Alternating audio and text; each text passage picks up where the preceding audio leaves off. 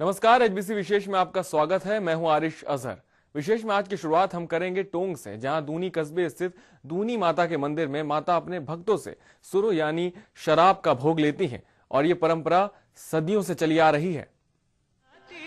सबको मिली सौगात निराली है, माँ की हर बात निराली है, माँ की हर बात निराली है।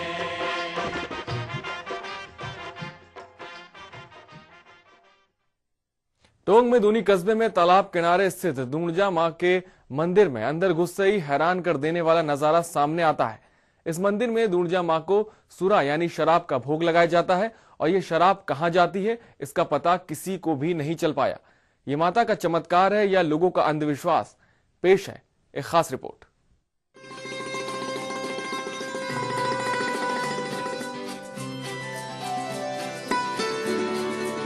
ये नजारा है टोंक के दूनी कस्बे में तालाब किनारे स्थित मां दूनी के मंदिर का, जहां माता के भक्तों से सुरा यानी शराब का भोग लेती हैं। इस मंदिर में सदियों से यही परंपरा चली आ रही है। माता के भक्तों का कहना है कि ये माता का चमत्कार ही है। सैकड़ों शराब की बोतलों से हर दिन मां का भोग लगाया जाता है, लेकिन ये शराब कहां जाती है किसी को भी पता नहीं है। लोगों का कहना है कि कई विज्ञान के जानकार वर्षों पहले आकर इस मंदिर में खोजबीन कर चुके हैं, लेकिन शराब के रहस्य का उन्हें भी पता नहीं चल सका।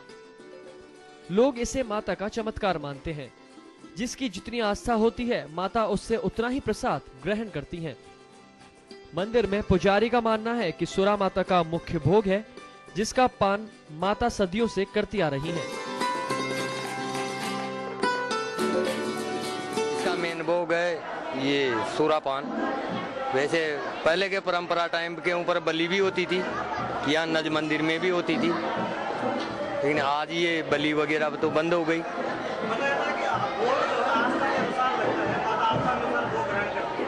ये भक्त के जैसे भक्त की श्रद्धा के अनुसार, जैसे भक्त का प्रेम होता है वैसे ही उतना ही सुरापान करती है। वैसे सुरापान तो खूब किया है। मान 8 दिन हो गया, 6 महीना पहले 9 दिन पहले रेर गया था। क्या मन्नत मांगने आई थी? क्या मन्नत भाई कोड़ को श्री तो शान जो भाई माता जी मेड़ दे ली, जो मेड़ भी दी और आई थी बढ़िया। ये नोटा से थोड़ी परेशान कर बढ़िया। 15 साल से आ रही और मेरी बहुत ज्यादा तबीयत खराब थी। मैं माता जी से हाथ जोड़ के प्रार्थना की तो मैं खड़ी हो गई। आज इसके पास मेरे ऊपर छतर रहे हैं, मैं अच्छी हो गई यहाँ आने से। दूनी माता के मंदिर में हमेशा से ही भक्तों की भीड़ लगी रहती है। श्रद्धालु माता के दर्शनों के लिए दूर दूर से आते हैं और मन्नत पूरी होने तक मंदिर में ही रहकर माता से प्रार्थना करते हैं। भक्तों का कहना है कि माता सबकी मनोकामनाएं पूर्ण करती हैं। माता सभी को अभय देने वाली है। श्रद्धालुओं के अनुसार नवरात्रों में मंदिर में रहकर माता की पूजा करने से माता प्रसन्न हो जाती हैं और भक्तों की मनोकामनाओं को पूर्ण करती हैं।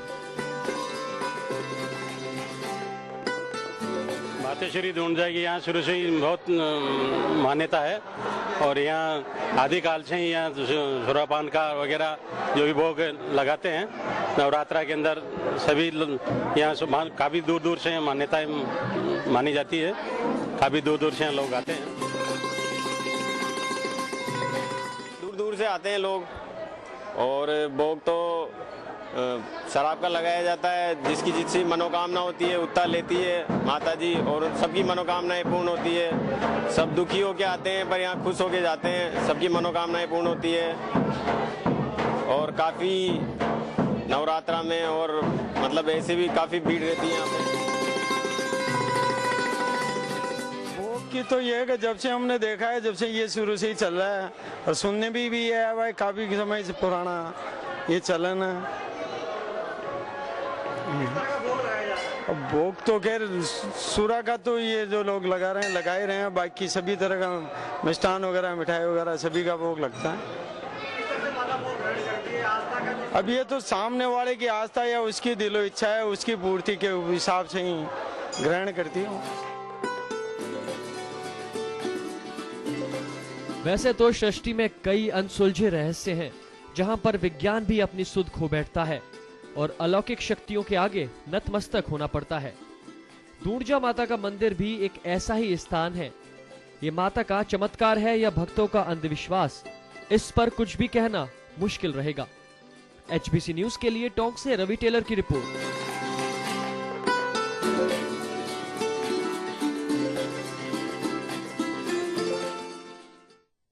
इस परंपरा पर और अधिक जानकारी देने के लिए हमारे संवाददाता रवि टेलर टोंक से जुड़ रहे हैं। जी रवि, मैं जानना चाहता हूं कि ये जो परंपरा है जहां पे भक्त अपनी भक्ति दिखाता है शराब का भोग लगा के, तो ये किस तरह की परंपरा और कैसे शुरू हुई है?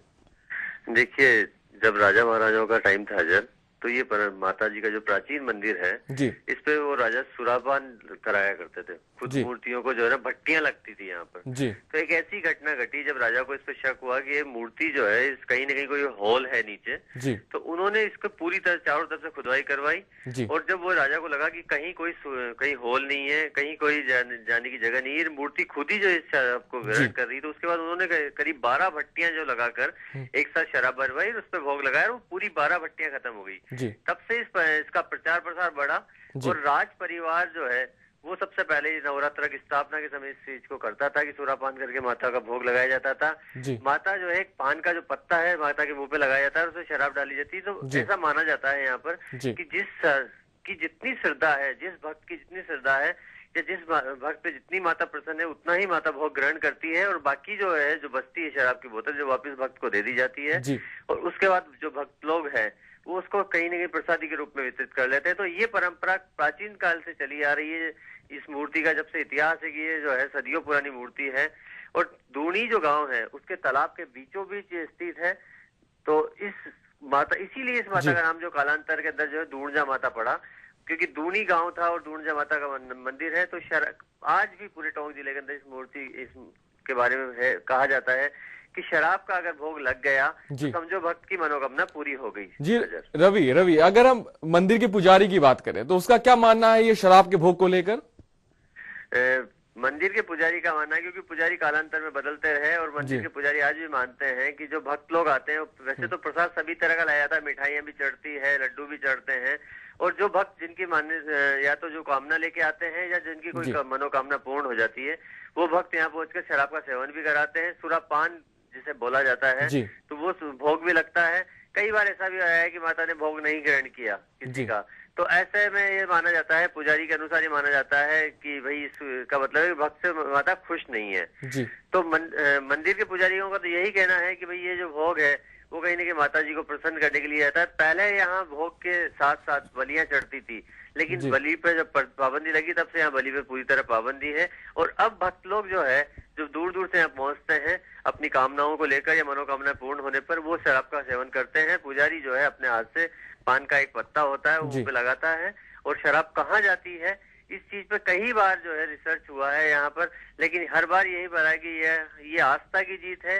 ये कहीं न कहीं विज्ञान के लिए वो एक बड़ी चुनौती है कि कैसे एक मूर्ति जो है किसी शराब का सेवन कर सकती है। जी बहुत बहुत शुक्रिया आपका। ये थे हमारे संवाददाता रवि टेलर जो टोंक से इस अनोखी परंपरा पर जानकारी दे रहे थे। वक्त है एक छोटे से ब्रेक का। ब्रेक के बाद हम जल्द वापस आएंगे।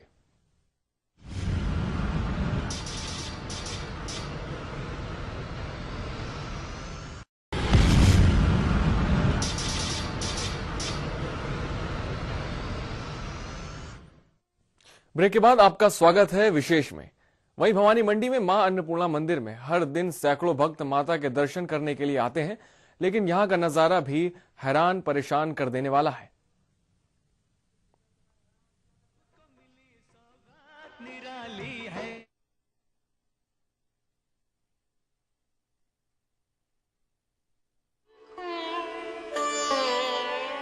ये नजारा है भवानी मंडी में मां अन्नपूर्णा मंदिर का। रामनवमी पर हजारों लोगों की भीड़ मां के दरबार में चमत्कार देखने आई है। प्राचीन परंपरा के अनुसार रामनवमी को मां अन्नपूर्णा मंदिर परिसर में 9 हाथ लंबी, 1.25 हाथ चौड़ी और 1 फीट गहरी अंगारों से भरी चूल से माता जी के घोड़ले नंगे पैर गुजरते हैं और इस दृश्य को देखने के लिए हजारों की तादाद में लोग इकट्ठा होते हैं। प्रबंध समिति के अध्यक्ष किशन पाटीदार ने बताया कि माता के घोड़ले हिंगलाजगढ़ से बैंड बाजों के साथ शोभा जुलूस निकालते हुए सभी मंदिरों में दर्शन करने पहुंचे। इसके बाद इन घोड़लों को श्रृंगार किया गया। उसके बाद ये चूल स्थल पहुंचे और नंगे पैर से अंगारों से भरी चूल में एक एक करके नंगे पैर गुजरे।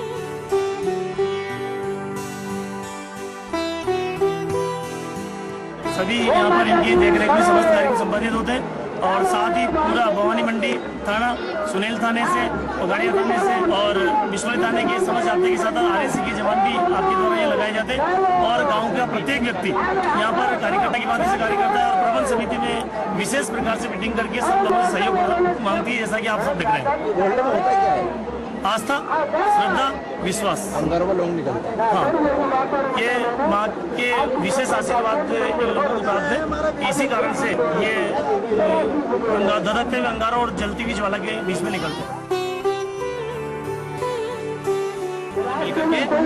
मिसरोली के बाद जो चरागाह की जो जमीन है, जहाँ फ्लैट है, मतलब वहाँ पहाड़ी नहीं है, काफी लंबा चौड़ा मैदान है, तो उस जगह पे अगली बारी हम व्यवस्था करने की कोशिश करेंगे कि इन सब लोगों से मिलकर के, और वहाँ चौड़ा मैदान है तो उस चौड़े मैदान पे अगर व्यवस्था हो तो ज्यादा बढ़िया है।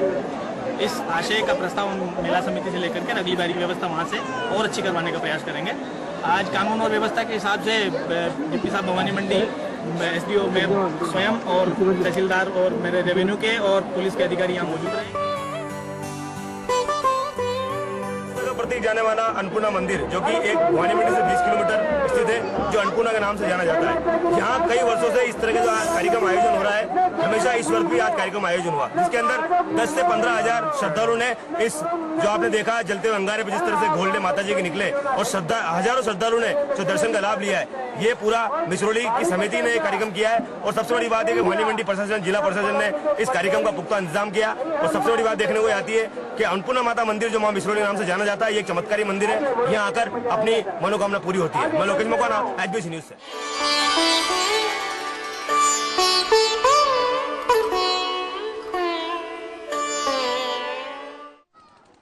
इस अनोखी परंपरा पर हमारे साथ हमारे संवाददाता जुड़ रहे हैं लोकेश मकवाना भवानी मंडी से। जी लोकेश, ये एक आस्था बहुत अनोखी है, क्या कब इसका आगाज हुआ, कब शुरुआत हुई इसकी? सिर्फ ये एक अन्नपूर्णा माता मंदिर है, जो कि कई वर्षों से भवानी मंडी समीप 20 किलोमीटर मिसरोली माता के नाम से जाना जाता है जी। और ये एक आस्था का बहुत बड़ा प्रतीक है जी। झालावाड़ जिले के ऐसा एक धार्मिक मंदिर है जहाँ पे इस तरह की आस्था दिखती है और हजारों श्रद्धालु इसका लाभ लेते हैं जी। कई मीडिया वालों ने कल इस खबर को एक नेगेटिव चलाया, लेकिन ये मेरा एक मानना है कि जिस तरह से यहाँ के 15 से 20 हजार श्रद्धालु इस दर्शनालय को दर्शन करने आते हैं, तो कहीं ना कहीं भगवान कहीं बसे हुए हैं। आरिफ जी, मैं ये जानना चाहता हूँ कि मंदिर के पुजारी का क्या कहना है इस चीज को लेके कि लोग आग पे चलते हैं, जैसा कि सामने आ रहा है? ये एक परंपरा है जिनको घोलटे बोलते हैं, माता जी के घोलटे बोलते हैं। पहले 5 घोलटे पे इस चूल पे निकलते थे, लेकिन अभी धीरे धीरे 3 घोलटे निकलते हैं और ये परंपरा सदियों से चली आ रही है। यहाँ पर माना जाता है कि यहाँ की समिति ने, हमने जब उनसे बात करी तो उन्होंने बताया कि जिस तरह से यहाँ 50 सालों से करीब ये परंपरा चलती आ रही है। अब पुरानी अनोखी परंपरा को जिस तरह से अभी मीडिया बता रहा है कि भाई ये अंधविश्वास है या कमाई का साधन है, ये सब गलत है। जिस तरह से भगवान के प्रति लोगों की जागरूकता रहती है, उस जागरूकता पर अगर इस तरह से मीडिया टेस्ट हो जाएगा तो ये गलत बात है। आरिफ जी, बहुत बहुत शुक्रिया आपका। एक अनोखी आस्था, ये था हमारे संवाददाता लोकेश मकवाना भवानी मंडी से।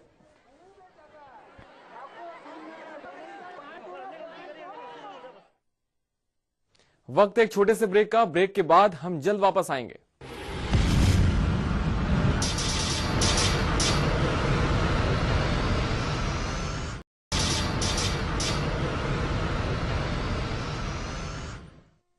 ब्रेक के बाद विशेष में आपका स्वागत है। अजमेर में अरावली की पहाड़ियों के बीच स्थित है मां चामुंडा का ऐतिहासिक मंदिर, जो कभी अंतिम हिंदू सम्राट पृथ्वीराज चौहान की आराध्य देवी थी और आज जन जन की आस्था का केंद्र है।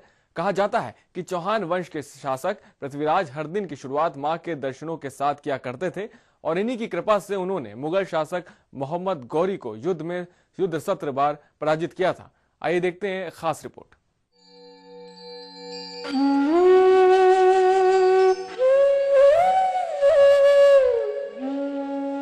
अजमेर स्थित मां चामुंडा